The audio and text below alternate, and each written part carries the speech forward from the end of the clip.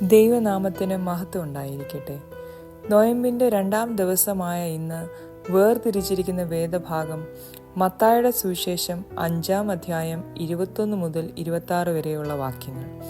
Matthew chapter 5 versus 21 to 26. കൊല ചെയ്യരുതെന്നും ആരെങ്കിലും കൊല ചെയ്താൽ ന്യായവിധിക്ക് യോഗ്യനാകുമെന്നും പൂർവന്മാരോട് അരുളിച്ചെയ്തത് നിങ്ങൾ കേട്ടിട്ടുണ്ടല്ലോ.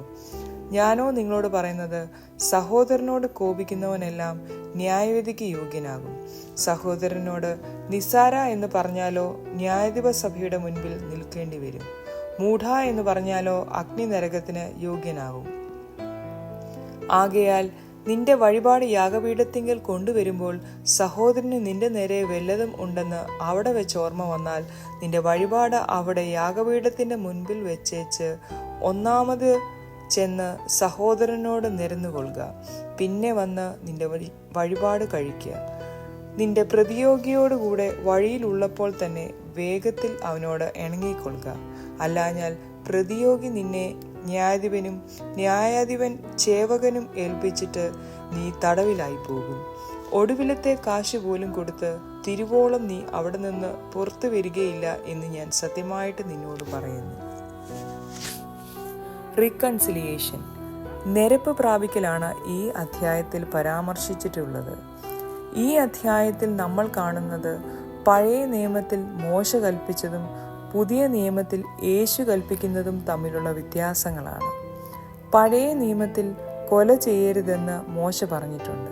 പക്ഷേ ഇവിടെ യേശു പറയുന്നു, സഹോദരനോട് കോപിക്കരുത്.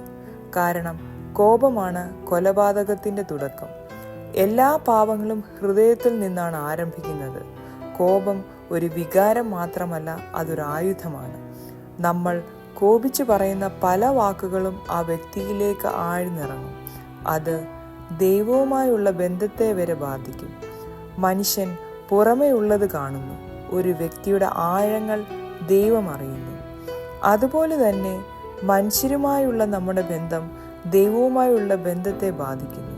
അതുകൊണ്ടാണ് മത്തായി 5:23 പറയുന്നു, ആകയാൽ നിന്റെ വഴിപാട് യാഗപീഠത്തിങ്കൽ കൊണ്ടുവരുമ്പോൾ സഹോദരൻ നിന്റെ നേരെ വല്ലതും ഉണ്ടെന്ന് അവിടെ വെച്ച് ഓർമ്മ വന്നാൽ നിന്റെ വഴിപാട് അവിടെ യാഗപീഠത്തിന്റെ മുൻപിൽ വെച്ചേച്ച് ഒന്നാമത് ചെന്ന് സഹോദരനോട് നിരന്നുകൊള്ളുക. പിന്നെ വന്ന് നിന്റെ വഴിപാട് കഴിക്കുക. നിരപ്പ് പ്രാപിക്കുന്നത് വളരെ പ്രാധാന്യമുള്ള കാര്യമാണ്. മറ്റൊരു വ്യക്തിയോട് നമ്മൾ ക്ഷമിക്കാതിരിക്കുന്നത് ദൈവത്തിൽ നിന്ന് നമ്മൾ ക്ഷമിക്കപ്പെടാതിരിക്കുന്നതിന് കാരണമാണ്. അതുകൊണ്ട് നമുക്ക് മറ്റുള്ളവരോട് നിരപ്പ് പ്രാപിച്ച് ദൈവസന്നിധിയിൽ ചെല്ലുവാൻ ദൈവം നമ്മെ സഹായിക്കുമാറാകട്ടെ.